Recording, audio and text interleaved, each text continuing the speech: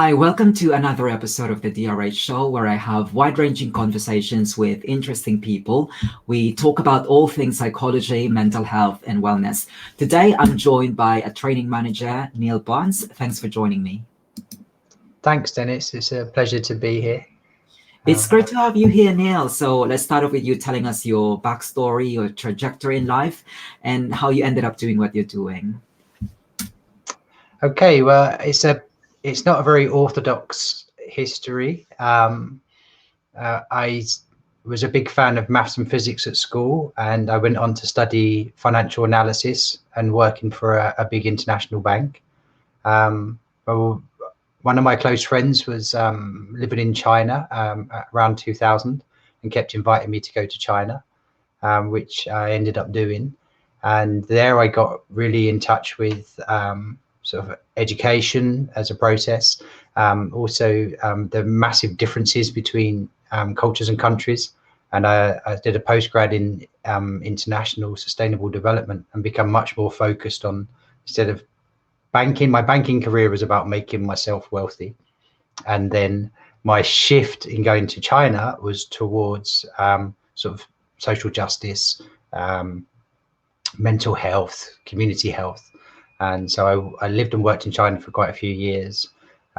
When I came back to the UK, I started to work in mental health care. So at the beginning, that was dementia care with more elderly residents in care homes.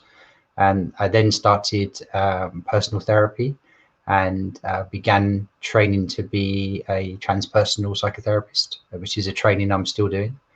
And during that period, which was probably started about 5 years ago, I reorientated towards working with individuals and helping individuals, and ended up working as a training manager at a psychotherapy organization in the UK, where we train people to become counselors and therapists.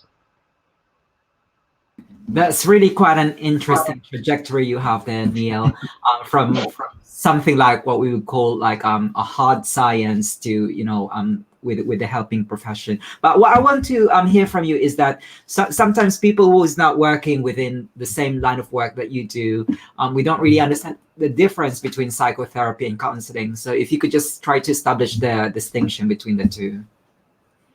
That's a really good question, and one that's probably will remain open for debate. But essentially, I would say the difference between counselling and psychotherapy entails in two parts. One is the length of time that you work with an individual, where counselling may be a shorter period of time. For example, with the NHS, you may be offered an opportunity for 12 sessions of counselling. And CBT being the predominant method that's used there. And psychotherapy may extend into years or even decades of work with an individual. So that's one area, this kind of the time frame. The other area may be considered depth. So with counselling, you may be looking to resolve a specific issue or respond to a specific event. For example, a loss of a job or divorce, loss of a family member. And psychotherapy, in terms of depth, may start with something like what's immediately coming up in your life, but go much deeper into things such as meaning, purpose, and more sort of existential or spiritual questions about who we are as people and our more authentic or truer self. So the two things are time frame and depth, but essentially they're the same skills and the same processes. It's just depending on the need of the client, maybe the best way to frame counselling as a difference from psychotherapy. Also, if anyone has a particularly like a diagnosed condition that may be more treated by psychiatry, then psychotherapy may be supportive of that. So bipolar disorder, something along the lines of a more lifelong held, I wouldn't say problem or issue, but presentation or way of experiencing the world. But right now, Neil, you're concentrating on psychotherapy more than counseling. So what's your kind of predominant approach when it comes to psychotherapy? So there's two areas, two things I look at are integration and transpersonal. So by integration, I mean working from a lot of different schools. So you could say Jungian, Freudian, humanistic, Gestalt. There's all sorts of different approaches to counseling and psychotherapy. And it's about making a sort of coherent and cohesive holistic set of tools from that, but not only just a set of tools, but an approach. So understanding people as a whole and using coherently different methods to support people depending on where they are. And by transpersonal, I mean going beyond one's personal and immediate experience to understand what may be greater than ourselves that exist within ourselves. So spiritualism would be one way to frame the transpersonal, but greater investigation into meaning and purpose, I think, are also transpersonal. So concepts such as the soul, if you believe in those things, and you don't have to believe in those things to work transpersonally, but concepts such as the greater self, our connection to others, our collective consciousness, I think those areas go beyond our individual experience. So those are the ways that I approach psychotherapy, understanding the person as a whole, using all of the different tools and skills that are available to support that journey, and seeing beyond just the individual experience into the wider experience of being a human being. And of course, it's not just the approach that makes someone unique as a therapist. It's also the kind of specialization that they get into. So what kind of specialization do you have? Actually, the thing that excites me the most, I think, are a combination of different things. One is alchemy. And I don't mean trying to turn lead into gold. That would be back to banking, I think. But more the idea of our inner material actually containing everything that is beautiful and powerful and intrinsically ourselves. So it's the process of inner transformation. Alchemy is informed, it's a very, very old concept. It's informed from the East and the West, but predominantly from Egypt and China. So those are that, and Carl Jung was a kind of explained alchemy in a more modern sort of sense. So I think alchemy is one of the key areas that I try to work with in terms of processes of transformation and experience and the stages and processes we go through in growth. I guess the other influences for me are kind of Daoism, Buddhism from China, Sufism, the Islamic tradition. But I also really interested in sort of integral theory, the Ken Wilber type of stuff, which looks at our being both a social being and an individual, and the importance of integrating our social and individual experience and our inner and our external experience. So there's again, it's back to integration for me. I think that's like the key approach. And would you have a preferred, shall we say, mode of therapy? Do you specialize in individual or group psychotherapy, or do you do a combination of both? I personally really want to work one-to-one with adults. I would say that for me, that's going to be the predominant sort of journey for me, is working on a one-to-one basis. That's partially because I have a preference to just talk to people one-to-one. But also I feel that I think that group work's really important, probably equally as important.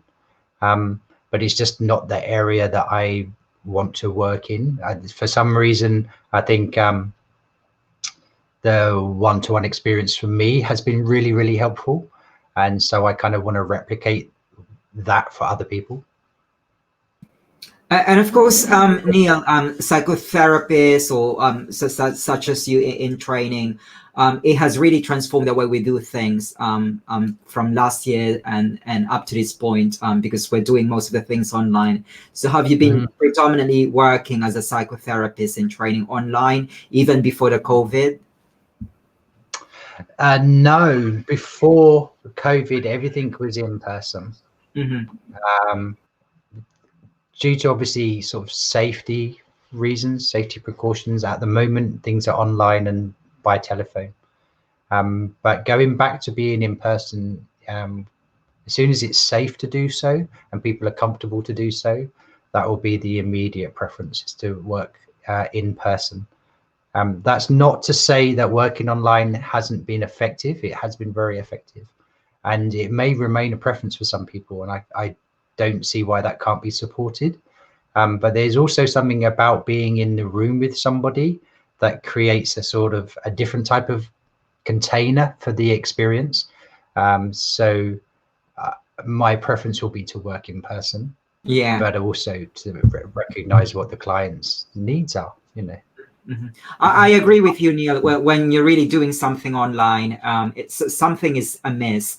I'm a student myself, and I can't really imagine doing everything just online. It sometimes gets tiring when you're just looking at people's faces in those tiny boxes. But there you go. We have to adapt. Now, Neil, a lot of people who would be watching this interview with you would be interested to follow your footsteps of becoming a psychotherapist. So could you just give out some pointers, some tips on what's the best route to be a psychotherapist? Obviously, there's no best route, but what would you say are the pointers to become a psychotherapist? I think the very first thing would be to go into therapy. So I've personally been in therapy for probably the best part of 5 years. There's a couple of reasons for this. So predominantly, to do something, it's best to experience it. So you want to experience the process and realize how it is to be a client, so that you can understand what a client is going through. Also, I think this is something that someone else told me that I really adhere to, which is that you can only really help people as far as you've been yourself.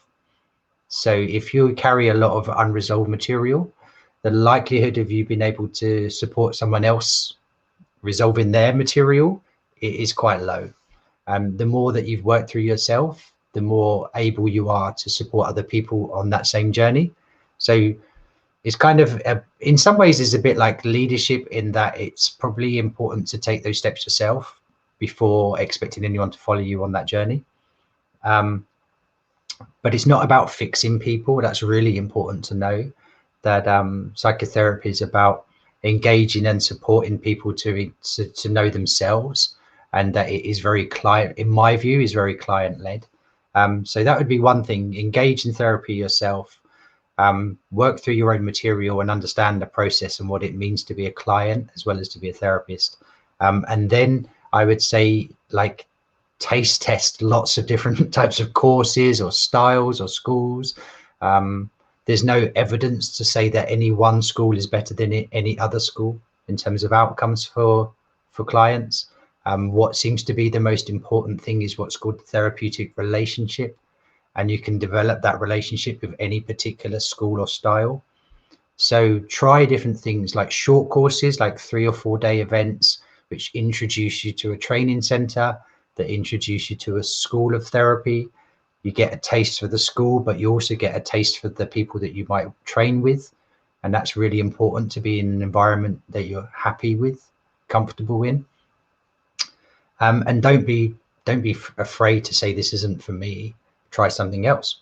And then once working in that field, stay open-minded to the fact that there'll always be new information that can help.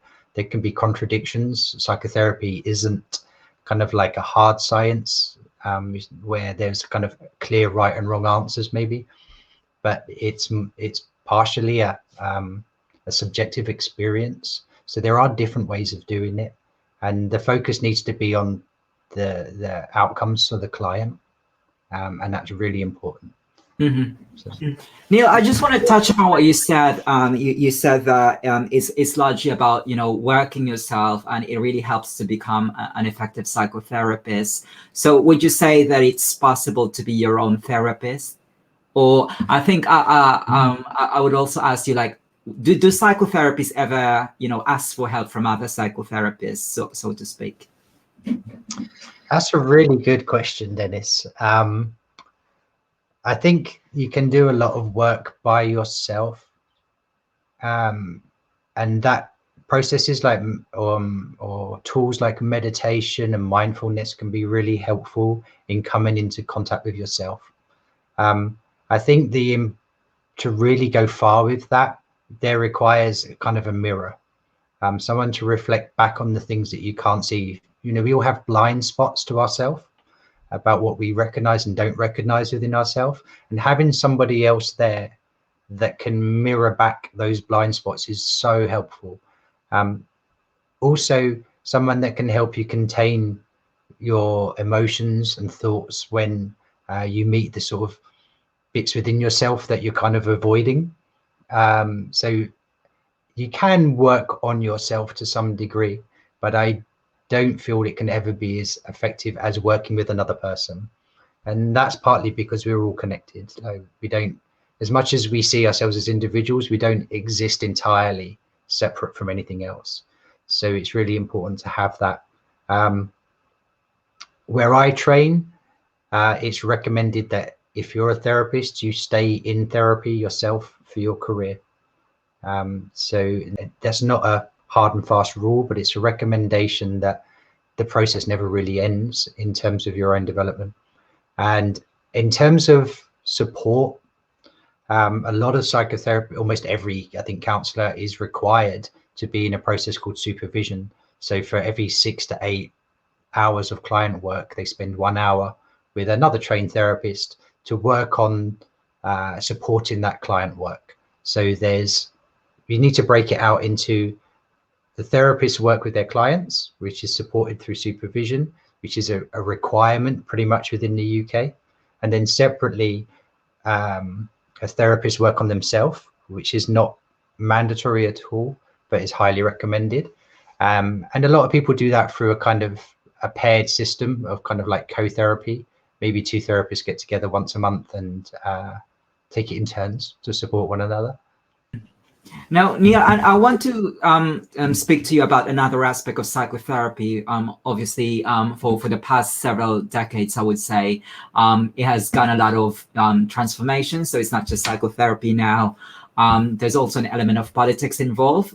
So some people feel strongly about the encroachment of identity politics on the psychotherapeutic process. So what do you make of that? I think that's a really current and lively question. Psychotherapy has always had its eyes and ears open to the social world because we're all members of society and we're all influenced and impacted by society. And as a social science, psychotherapy's probably always had a role in what you might consider to be like social justice or civil rights movements, and particularly from maybe the 70s when the sort of humanistic schools were developing, and there's a much closer movement towards putting the client at the center of the experience. And so I think that remains a really important part of psychotherapy. But what I'm hearing in your question is also about a more current sort of political ideology, which moves the emphasis away from individual development towards social activism. I think this is a really tricky area because for me, let's say from the basis of measuring beneficial outcomes to clients, the thing that works the most is the relationship between the two individuals, the therapist or counselor and the client themselves. And the process is essentially about developing an internal locus of control. And what that phrase means is a kind of autonomy and inner strength and resilience, so that one can overcome personal experiences. Those personal experiences may have come from society, but their impact on us as individuals will only be resolved through that individuation, like the process of meeting, let's say, for example, trauma is a word, and so meeting those traumas and working through what's happened to oneself. Whereas the process of changing society through influencing, for example, politics or legal systems or social structures, is equally as important for the world and for future individuals' health. But it's not, I don't believe it's the role of the psychotherapist to do that. I believe that's why we have politicians and lawyers and social activists. So there is a kind of field of people that are experts in these areas, that can support anyone that wants to engage in changing society. But the process of psychotherapy and counselling, to be effective, so this is based on measuring positive outcomes for people. It remains about a relationship between two individuals, where one individual provides a safe space for the other individual to explore themselves. In that exploration, you may come up with the impact of society, and that needs to be supported and explored. But the essence of what's happening in there is individuation, the individual becoming resilient and stronger, and that requires taking some responsibility for personal development. Not saying that one becomes responsible for everything that's happened to them. No, we can't be responsible for how our parents act. But taking responsibility for that healing of those impacts is a kind of internal, taking control of oneself internally.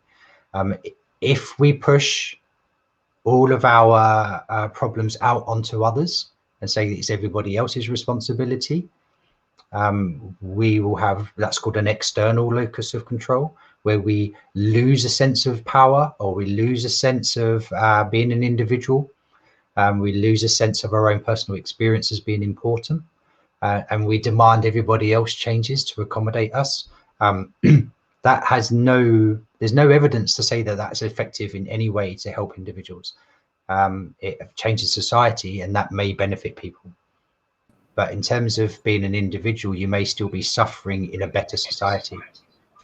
Mm-hmm. So Neil, with that, you just said that we can't really, disentangle society and politics within someone's experience, and so that kind of shapes how we approach psychotherapy. And you also mentioned about locus of control. Would you say that it has gradually changed the way we approach psychotherapeutic process now that we're actually kind of removing locus of control within the psychotherapeutic process, and we're just fueling it with other aspects of identity?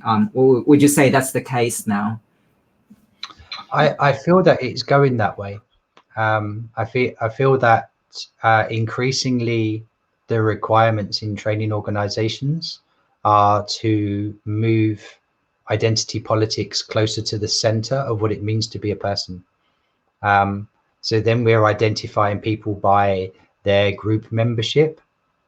Now, if you think about that, it removes being an individual. So if I just took myself as an example, I have a mixed ethnicity and background. So I have some Jewish heritage and some English heritage.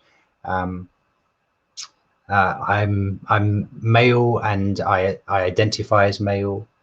I have a sexual identity or preference. I have an age, a place of birth, and I have lots of these different group identities. And you could go through, potentially thousands of different identities to get closer and closer to who I am. But you'll never arrive at describing me as an individual. You'll never be able to predict my life experience, for example, based on any number of group identities.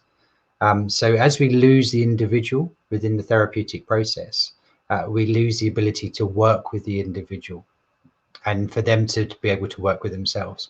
So yeah, I do think that what's happening at the moment is these new ideas are being introduced, but they're not necessarily being tested to see whether they're effective as methods of counselling and therapy. So they're being included without any evidence to show that they work. And that feels like it's being driven quite strongly by a very real need to address social issues.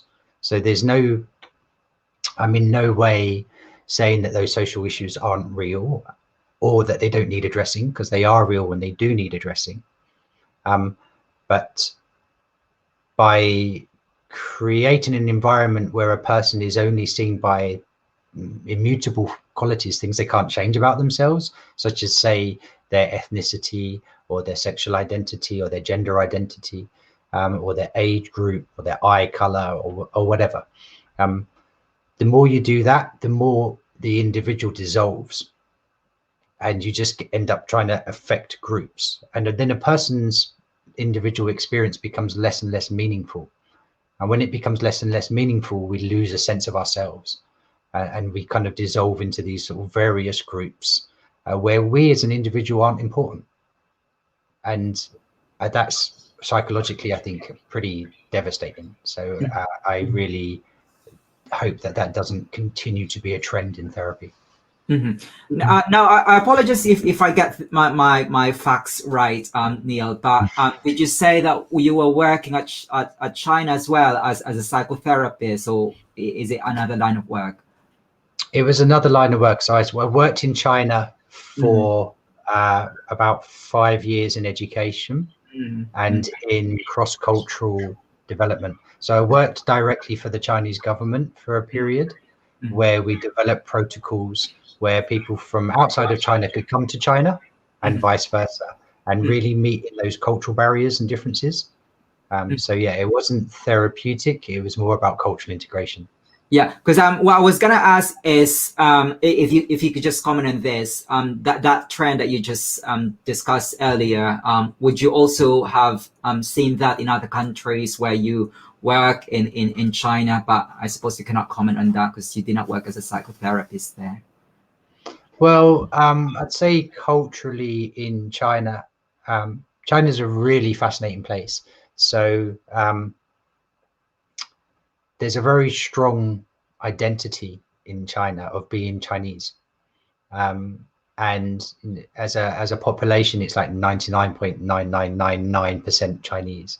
And when I first moved to Beijing, I was one of several hundred non-Chinese people that I knew of that existed in that whole place. And when I lived in central China, I went to places where I was the first non-Chinese person that had ever been there. So there is a really strong Chinese identity. And politically in China, that Chinese identity is very much elevated. So nationalism is a very, very strong sentiment in China. People are very, very proud of being Chinese. And then that will get moved down into, so actually to try to describe it properly, like the way that people associate in groups in China is, first is your family.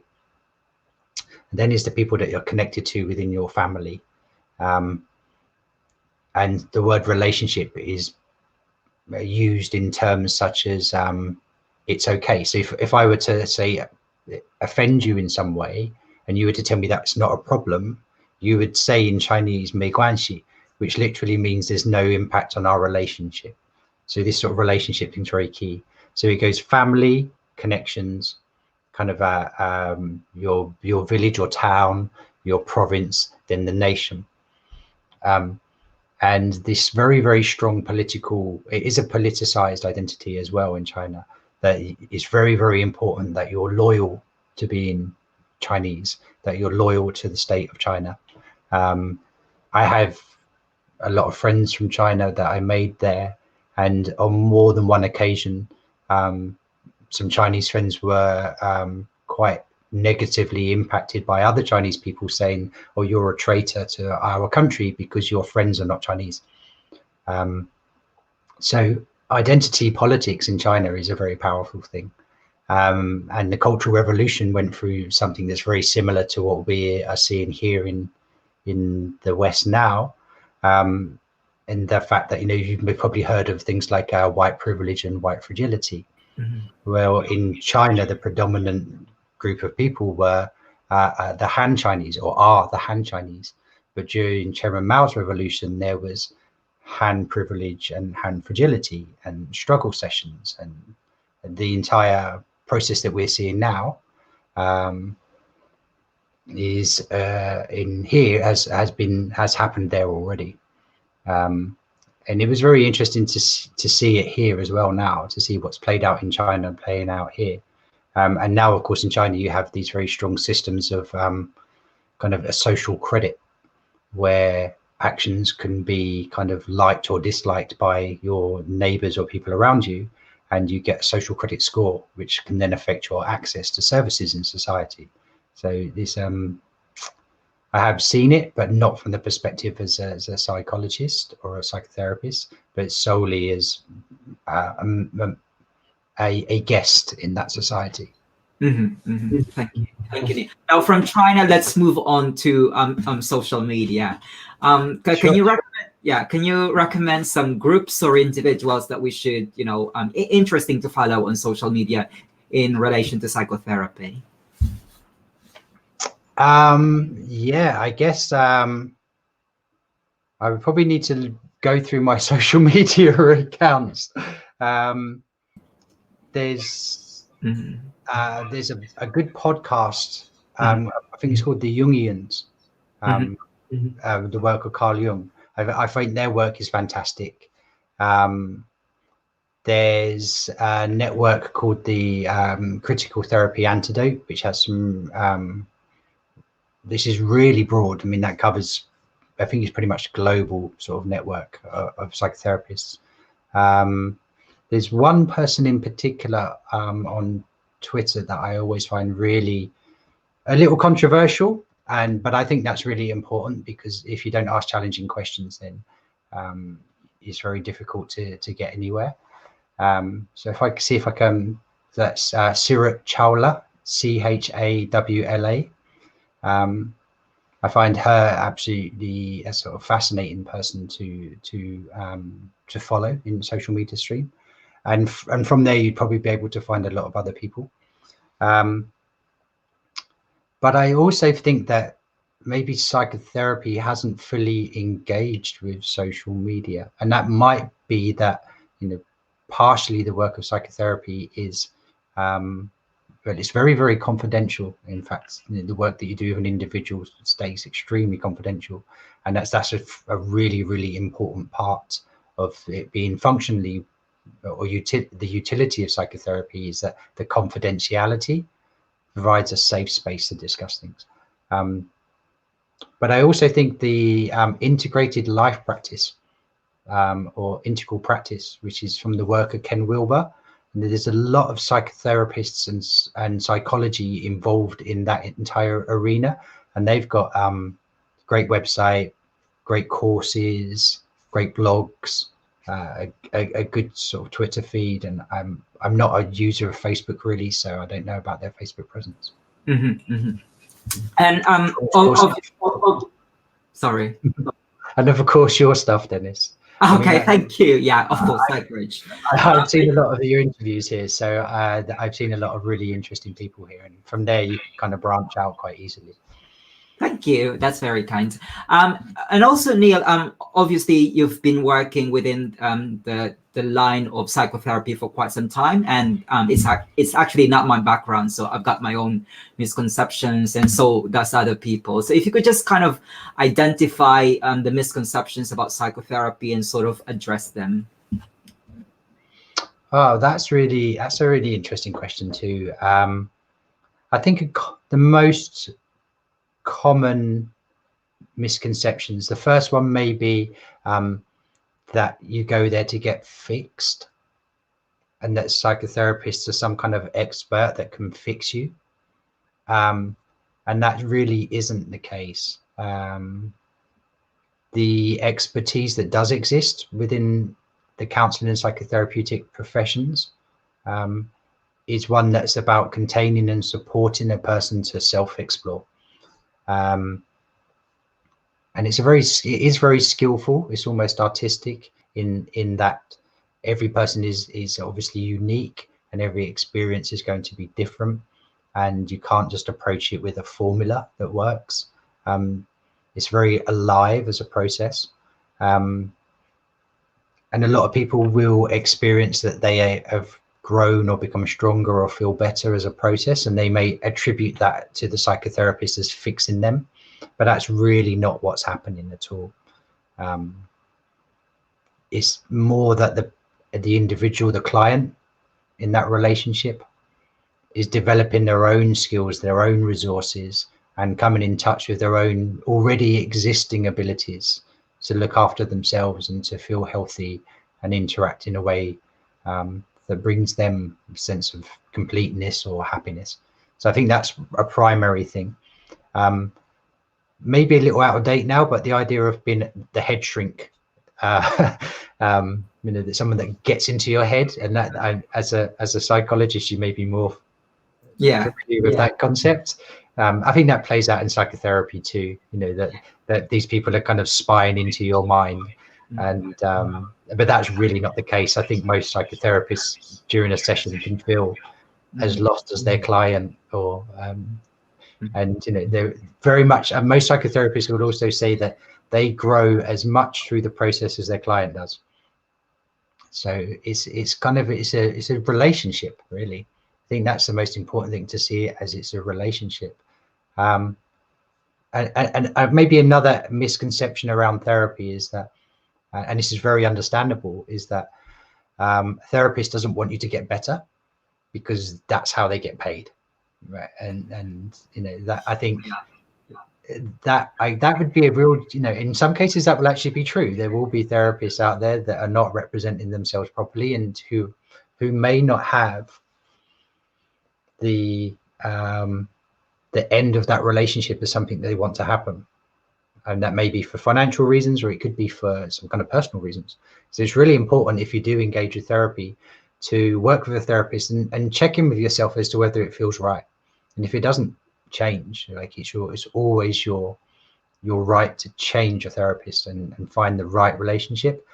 It's also really important that therapists have therapy themselves, and stay in supervision, so that these types of issues, if they arise, issues of ego, of the importance of their relationships with their client, how a person, I could say, for example, working with clients makes me feel important or makes me feel useful, and unconsciously I may not want those relationships to end, and that's not for the client's best interest. So that one there is maybe not so much a myth, but I would say by vast majority, psychotherapists want to see their clients no longer require them. And there is so much need for therapy that it's really not a case of, oh my God, there's no clients out there. There's much greater need for therapy than there is provision. I would say, like, it's a growth industry in that respect. And I think, what we're experiencing now through COVID, but also through sort of like large social change, is only going to lead to a greater requirement for therapeutic processes and therapy. So that's not really a real issue, but it's something that people are concerned about.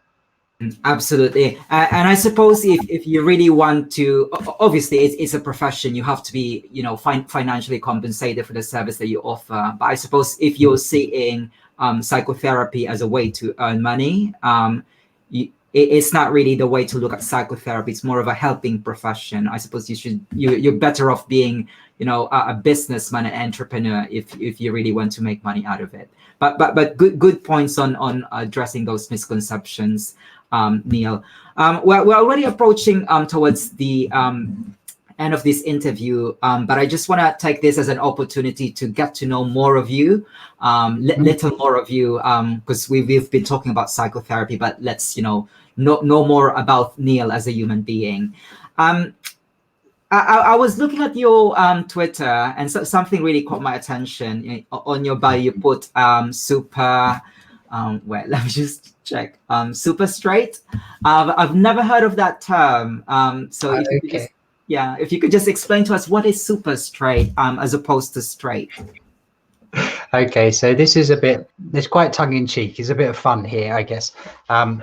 So probably about 3 or 4 weeks ago, a young guy, about 16 or 17 years old, posted a video on TikTok saying that he sexually identified as somebody that is attracted to people of the opposite sex in terms of biologically, or you could even go as far as to say genital preference. And he was attacked for that by transgender activists that said, that he was being oppressive or discriminatory for not being attracted to people with the same genitalia that identify as a woman. So he said in response to that, he had made up a new sexual identity that started 3 weeks ago or 4 weeks ago called super straight, which identifies that you're attracted to people, you have a genital preference in your sexual partner. And the poor kid received death threats against his family over it. So he withdrew the TikTok video. But from then there's this kind of almost comic spin-off from there, where there's now super straight, super gay, super lesbian, super bi, super trans. And it's all people that just essentially are saying, we make our own choices about how we identify, and that is not a form of prejudice against anyone that we're not attracted to.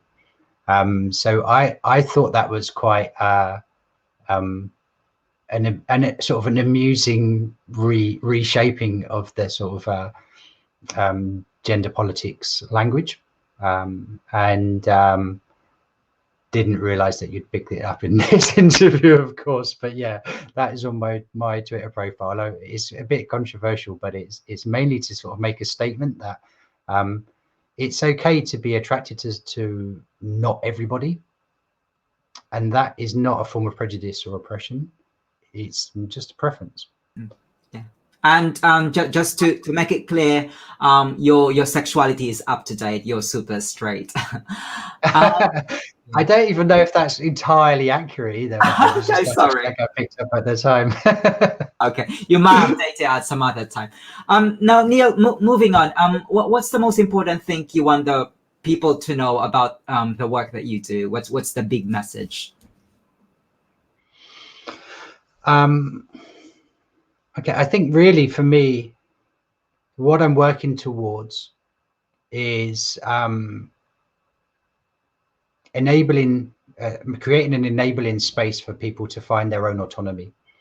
So like, I truly believe that for society to function well, people need to be able to be themselves, and for that to be respected regardless of what that looks like. And a big part of being able to be yourself is to have autonomy. And that's an inner sense of self-worth and self-value that allows you to express yourself however you are. And the more that we can do that, the more self-compassion and self-love we have in that, the more we can care for one another, regardless of how another person identifies. So I think that's really the key kind of thing that I want to do is help people in finding themselves and establishing this really healthy and strong relationship with themselves, so that they can express who they are and be comfortable in that, even if it's not always welcomed by others. But the more of us that can do that, the more collectively we can accept each other as we are. And I think that's the way towards better community. And about building as well. And in terms of, I'm not interested in dismantling or destroying or deconstructing what exists. I recognize that what exists, decolonizing it, as they say. Yeah, I just want to build something better. Like, I'm really interested in building new things rather than tearing down old things. So, and that includes people. Build a better version of yourself. You don't need to tear yourself apart. That's a beautiful message, Neil. Another thing that I'm curious about is there a particular individual or a piece of writing that has the greatest influence to how you approach things? Well, I know you've asked this question of other guests. So I was thinking about this and ended up with like pages of stuff that I've read has been really influential, but I will try to boil it down. I think probably the most influential individual for me has been Ken Wilber, and that's been relatively recent, like within the past few years. There's a couple of books, A Brief History of Everything and Integrated Life Practice, which I found like amazingly comprehensive in understanding myself and the world around me. But more generally speaking, people like Fritjof Capra, concepts like Daoism, Sufism, and Stoicism, like the meditations of Marcus Aurelius, I find a really, really sort of valuable tool in just kind of establishing a sense of self. But yeah, I'd say probably Ken Wilber's been the most influential. Mm-hmm. And how do you relax? What's your distressing outlet? Lots of different things, really. Like I love to exercise, and I love to do qigong, which is kind of a breathing and energetic exercise. I love dancing, but haven't been able to really go anywhere because of COVID, obviously. But I'm looking forward to that. I love movies, books, music. Really big fan of music. Sometimes I play a few games on the PlayStation. Like I'll find all sorts of different ways, but also getting out and about, exploring nature whenever possible, and eating. I'm a big foodie. Like I do love food, so if I really can't find anything to do to relax, then I'll just order something I really want to eat, and that to me is like a really de-stressing, grounding experience. Yeah, food and Netflix. That's very distressing. Yeah. Now, Neil, what do you think you would be doing if you didn't work as a psychotherapist? Quite well. At the moment, I'd say probably the thing I'd be most interested in doing is developing blockchain and crypto technology. Again, for the same reason, it decentralizes power. It has this potential to connect people in new and interesting ways. I find the whole concept of value and governance really, really interesting areas. So I would probably be trying to work in that area, or working in sort of within businesses which look to innovate and connect people in new and interesting ways, particularly where in the sort of peer-to-peer realm, where you get a lot more independence to act. So I think there's a similar theme there, but I would probably take my history in maths and physics and finance, because I have a degree in finance as well, and apply those into like new business models. That's quite a revelation to me. I wasn't expecting you to be quite involved in crypto, but I'll tell you what, we've got an overlapping interest because I'm also a big fan of Bitcoin. But for anyone who's watching this, we're not really, don't take this as a financial advice. We're not suggesting that you invest on Bitcoin, but do a bit of research. Like what Neil said, it's an exciting platform, shall we say. Now, finally, Neil, what else is in the pipeline? If people wanted to reach out to you, what platforms can they get in touch with you at? And do you have any upcoming projects, or are you writing a book? Anything, just plug it. Sure, thanks, Dennis. Well, I'm working with a couple of guys in America in developing sort of new community networks. There's going to be a podcast starting soon called New World Chaos, with Nemo Sundry and Jeff Fullington, who was a guest here a few weeks back. So that's something that hasn't happened yet, but is going to be happening. I'm really interested in that. The main place where people can find me is probably going to be Twitter at the moment. I'm so busy, I don't have time to run a YouTube channel. But also I'm sort of kind of working on a kind of little training scheme for people to learn a little bit more about blockchain and crypto and what that's about, not necessarily as a financial thing. Like you said, I'm not a financial advisor and I'm not going to advise anyone what to do with their money, but to understand its potential positive social impact and the ways it can be leveraged or utilized to connect people together in healthier ways, and to create sort of like economic identity for those that are disenfranchised. So I'm really interested in those areas, sort of community development, empowering individuals, and the more I can get involved in what other people are doing and contribute, then that's probably where you'll see me most. A book maybe like 5 years down the line or something, but yeah. And with this new podcast, I'm just interested, where will this be hosted? Will this be on Spotify or YouTube? YouTube. That'll be on YouTube at first, at least, and we'll see where that grows to. Yeah, absolutely. And if ever that it gets launched, just let me know. Happy to support you. Happy to publish it on PsychReg. But for now, Neil, it's really lovely talking to you. Thank you for joining me here on the DRH show, and I look forward to hearing more about your work. Thanks, Dan. It's a real pleasure. Thank you for inviting me. I feel kind of a bit blessed to be amongst some of your guests that I've seen. So thank you very much. Really appreciate it.